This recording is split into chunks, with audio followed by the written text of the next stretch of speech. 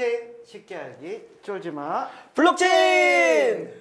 네, 안녕하십니까. 토큰 이코노미 아키텍트 경영 박사 이효입니다. 네, 안녕하십니까. 디지털 마케팅 전문가 홍준입니다. 네, 이번 시간 디콘. 지금 경제학. 스테이블 코인에 대해서 1회, 2회 말씀드렸는데 네. 디콘이 점점 깊게 잘 설명하고 있어요. 네. 제가 오늘 3부를 말씀드릴 3부. 거고 이후에도 계속 나올 것 같더라고요. 언제가 4부로 끝날지 어떨지 모르겠는데 일단 쫄불의 3부 들어가도록 하겠습니다. 자, 지난 시간에 그 스테이블 코인 중에 법정 화폐랑 패깅되어 있는 비교적 간단한 코인에 대해서 말씀드렸고 역시나 코인데스크 코리아에서 스테이블 코인 이해 3탄 암호 자산 담보 스테이블 코인 이 부분 이제 설명드리도록 하겠습니다. 여기 디콘의 암호 경제학 개론 비트쉐어 메이커로 암호 자산 담보 스테이블 코인 이야기. 여기서 이제 하나 짚고 넘어가야 되는데요. 이 비트쉐어 이게 우리가 늘 만든 댄. 우리 댄 형님인지 뭐 형님이겠죠? 동생이죠. 형님 동생인가요? 예. 우리 댄 라리머가 천재 개발자예요. 그래서 지금 이렇게 어떻게 보면 이오스로 더 각광을 받는 이유는 2014년에 비트쉐어를 만들었고 비트쉐어를 만들 때 그 이더리움 재단에 있던 지금 저기 카르다노 찰스 호스킨스랑 같이 했잖아요. 비트쉐어 만들었는데 찰스 호스킨스가 최근에 인터뷰했잖아요. 댄이라는 성격 이상한 애다. 일 못한다. 그랬지만 저도 약간 비슷하게. 저도 그 얘기를 들었는데 뭐냐면 이게 찰스 호스킨스는 자기는 되게 어떻게 보면 천재가죠. 천재이면서도 안정적인 스타일이라는 거죠. A를 생각하고 B, C, D를 순차적으로 나누고 싶어 하는데 댄은 A에서 D로 갔다가 A, D, C 하다가 B는 안 되겠네? 그럼 때려쳐. 그리고 F 다시 시작해. 이런 그러니까, 스타일이라는 거예요. 그래서 전형적인 기칸 천재여서 자기는 가치를 보는. 그래서 제가 비트쉐어에 대해서 나중에도 한번 소개해 드리려고 그러는데 비트쉐어 제가 그 찾다 보니까 비트쉐어에 대한 내용들을 소개해 놓은 이 맥스 라이트라는 분이 쓴 내용이 있어요. 이 내용 중에 제가 또 재밌는 걸 찾았잖아요. 네, 어떤 걸 찾았어요? 비트쉐어 대표가 누군지 아세요? 댄의 아버지예요. 진짜요? 네, 댄 라리머의 아버지가 대표더라고. 내가 이거 코미디야. 내가 읽어보니까. 들어본 것 같네. 이름 제가 까먹었는데 무슨 라리머예요. 하여튼 그 아버지가 아직까지도 대표를 맡고 있더라고요. 그래서 뭐 나중에 자세히 저희가 비트쉐어에 대해서 한번 왜냐면 비트쉐어가 사실 말들은 많아요. 아시다시피 이제 이 스테이블코인에서 말씀드리겠지만 이게 다단계다 문제가 많다라고도 하지만 어쨌거나 시총이 여전히 수천억 원 유지하고 있고 거의 전 세계 암호화폐 랭킹 20위권 정도에 있는 거기 때문에 꼭 알아두실 필요가 있고요. 그다음에 아까 댄의 신화가 시작된 게 비트쉐어다라고 보시면 좋을 것 같고요. 이제 그걸 바탕으로 스테이블코인 한번 이해해 보도록 하겠습니다. 자, 그래서 스테이블 코인 중에 말씀드린 것처럼 그 법정화폐랑의 패깅은 굉장히 명확하게 이해가 될 수 있는 부분인데 여기 보시면 암호자산 담보 스테이블 코인은 이제 어떤 의미를 갖느냐 이것만 보시면 될 것 같습니다. 암호자산 담보 스테이블 코인은 기타 암호자산을 대부분 뭐겠어요? 비트코인 아니면 이더리움이겠죠.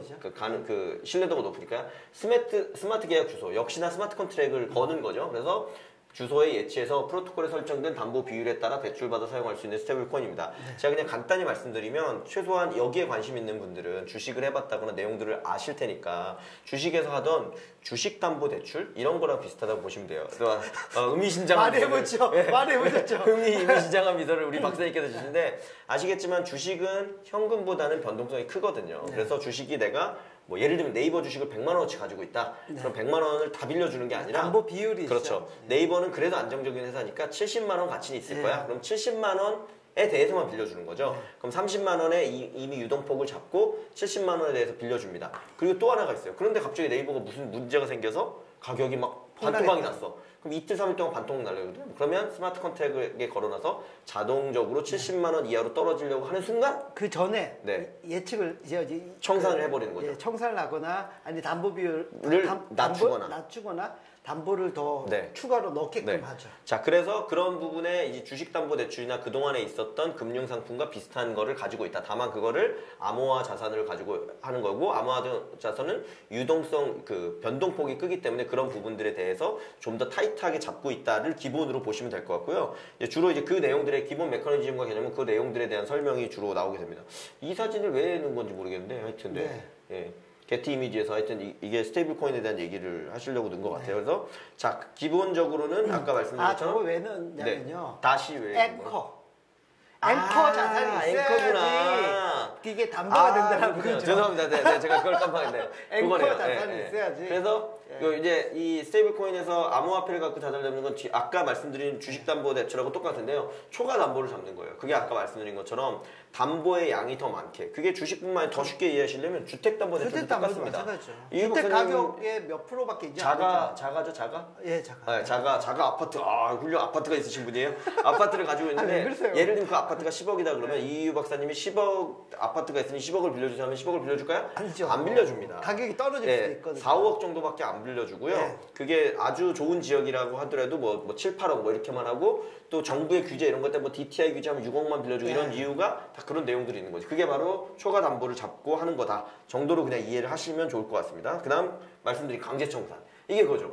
갑자기 뭐 강남에 사시는데 강남 집값이 막 폭락하기 시작하는 거예요. 그러면 더 떨어지기 전에 레버리지를 줄여버리거나 그 가격 이하일 때 바로 반대 매매, 그렇죠. 청산을 시켜버려서 스테이블 코인으로서 그러니까 돈을 잃지는 않도록 만드는 걸 유지하는 거죠. 네. 채권자가 돈을 잃지 않도록. 그런 부분을 가지고 있고 자 그래서 암호자산 담보 스테이블 코인을 쉽게 사용할 수 있는 방법을 아까 비트쉐어라는 거랑 메이커를 가지고 설명드렸고요.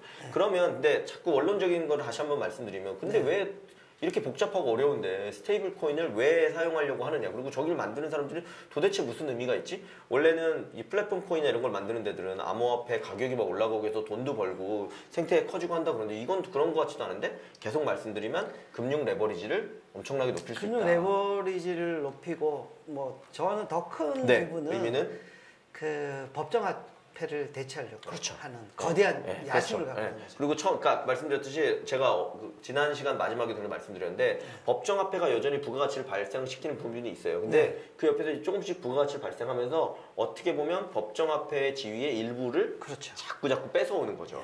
그래서 그걸 금융 레버리지할 수 있고요.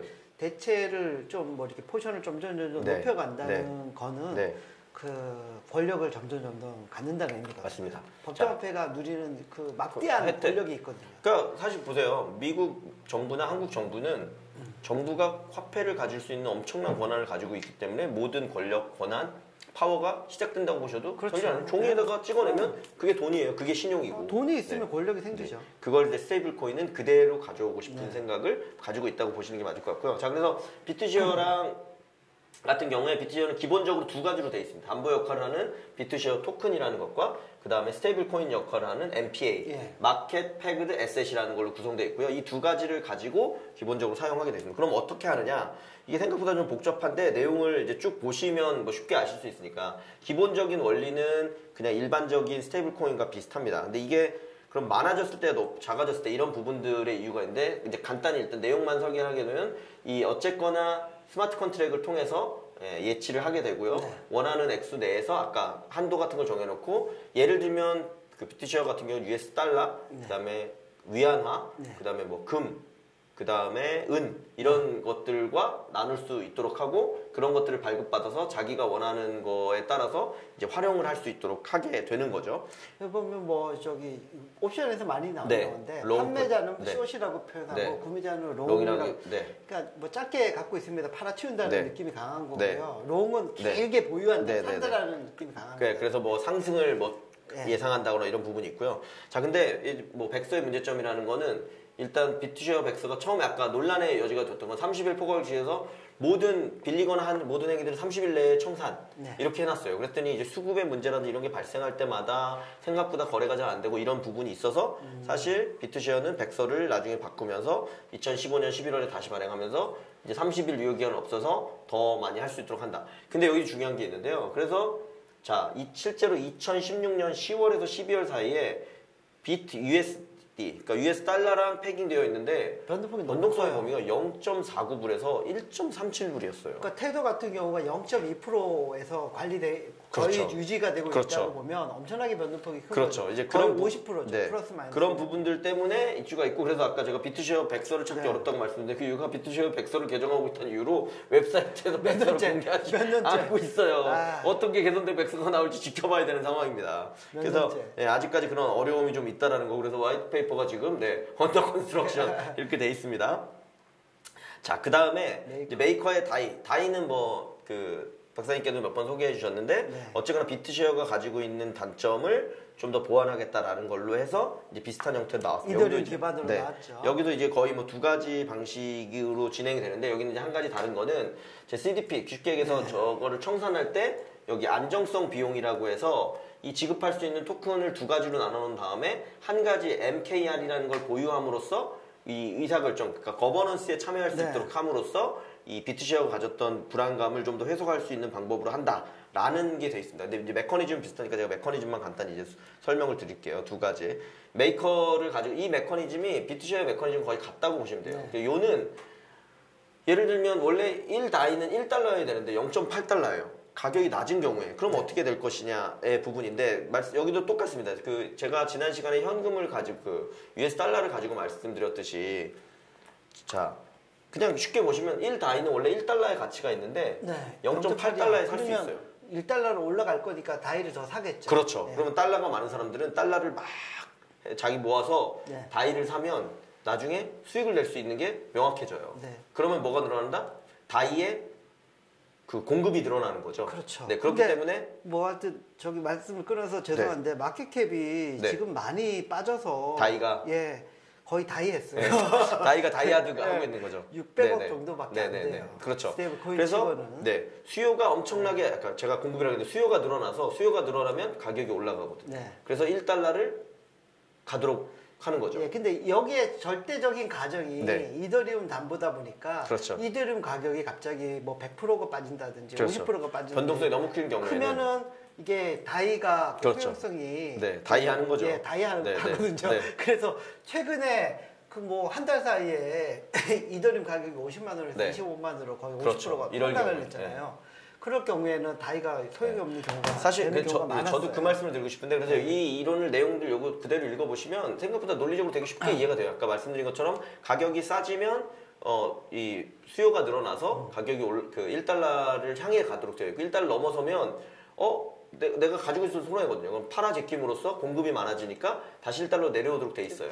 근데 절대적으로 처음엔 어떤 그 이더리움이 1000만 원이었는데 갑자기 500만 원 됐다. 그렇죠. 그러면 이게 결과적으로 투자 손실이거든요. 게다가 정말. 시장에 말씀드린 것처럼 시장에 비이성, 비합리적 행동들이 많이 발생할 수 있고 말씀드린 것처럼 갑자기 이더리움이 뭐 정부 규제로 폭락할 게 너무 보여. 그러면 가격과 이런 거 수요 공급 논리와 상관없이 투매가 막 일어나는 거예요. 혹은 뭐 이더리움이 예를 들면 미국 SEC에서 이더리움을 이제 제3의 무슨 화폐로 인정하겠다 하는 순간 소위 말하는 떡상 가는 거거든요. 그러면 지금 얘기하는 수요 공급의 논리가 아무 의미가 없어져요. 그래서 요거는 굉장히 안정적인 순간에는 논리적으로 내용이 맞지만 그렇지 않은 경우에 이제 이렇게 될 수 있느냐에 대한 부분에 어려움이 있다. 다만 기본적으로는 수요 공급에 막는 가격 유지 메커니즘 자체는 다이나 비트쉐어가 갖추고는 있다. 그런 정도로 보시면 좋을 것 같고요. 이제 그 내용들을 바탕으로 쭉 설명이 돼 있어서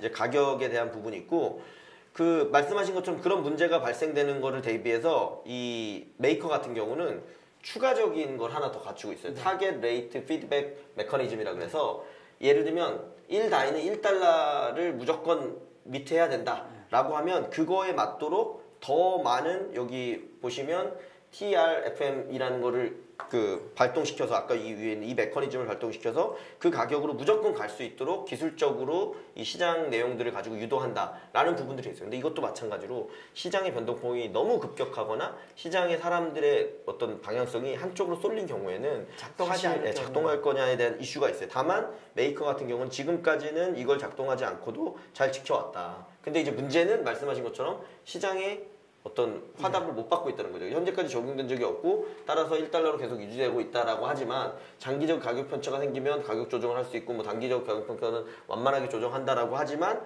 이렇게 했을 때 사람들이 이걸 많이 쓰고 이 금융 가치 자산을 높이기 위한 걸로 많이 사용하느냐에 대해서는 퀘스천이 좀 있는 것 같아요. 그리고 마지막은 요거까지는 설명을 드리고 끝내야 될 것 같은데 그렇게까지 했는데도 아까 시장이 비이성적으로 작동한다 그러면 여기 세 번째 메이커의 세 번째 가격 유지 메커니즘 글로벌 세틀먼트가 있어요.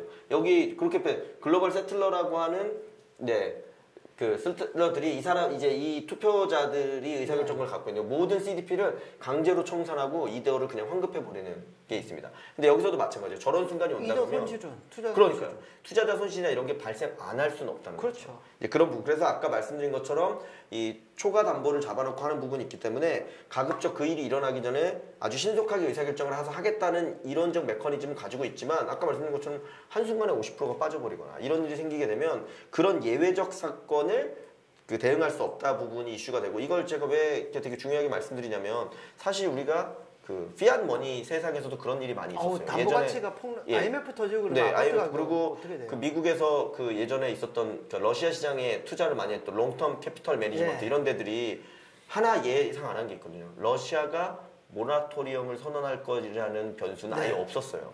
그런데 러시아가 모라토리엄을 선언하는 순간 롱텀 캐피탈이 가지고 있던 헤지 펀드의 그 리스크를 가지고 들어갔던 돈들이 그냥 쉽게 얘기해서 터져버렸거든요. 그렇죠. 갖고 수십억, 수백억 달러를 날리고 쇼텀으로 끝났죠. 네, 그래서 롱텀 못하고 쇼텀으로 끝나고 그 쉽게 얘기해서 부도가 나버렸거든요. 그렇죠. 그러니까 쉽게 얘기해서 시장이 완전 비이성적으로 가는 순간에 이 스테이블하게 유지할 수 있느냐에 대한 퀘스천은 여전히 남아있다라고 보시면 좋을 것 같고요. 다만 메이커 같은 경우에 비치웨어가 가지고 있던 부분보다 좀 더 뭐 플랜 B, 플랜 C까지 두고 있기 때문에 금융시장을 완만하게 가져간다고 하면 의미가 있을 거고 그렇게 다시 말씀드리면 이 기존의 금융이 해결 못한 부분을 점점 더 좋은 내용들을 넣어서 해결하기 위한 스테이블 코인의 도전은 계속되고 있다. 그리고 다음번에는 이 암호화폐 스테이블 코인에 대해서 어떤 장단점을 가지고 있는 저희가 이미 오늘 좀 설명드렸는데 그거에 대해서는 다음 시간에 또 자세히 설명드리도록 하겠습니다. 네, 고맙습니다. 네, 감사합니다.